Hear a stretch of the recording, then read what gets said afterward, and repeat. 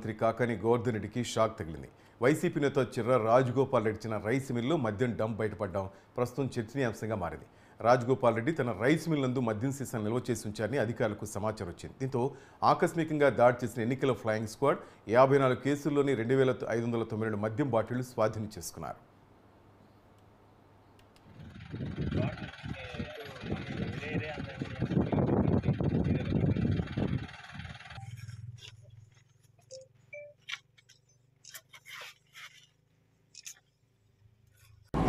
ఈరోజు పవన్పూర్ మండలంలో double team వాహనం తనిఖీ చేస్తుండగా ఉన్నతాధికారుల నుంచి విడూరు రైస్ మిల్ స్థానం దగ్గర మద్యం సీసాల డంప్ ఉన్నదని సమాచారం ఉండగా మా ఫ్లయింగ్ స్క్వాడ్ టీంతో వచ్చి సదరు రైస్ మిల్ తనిఖీ చేయగా ఒక వ్యక్తిని అదుపులోకి తీసుకున్నాము.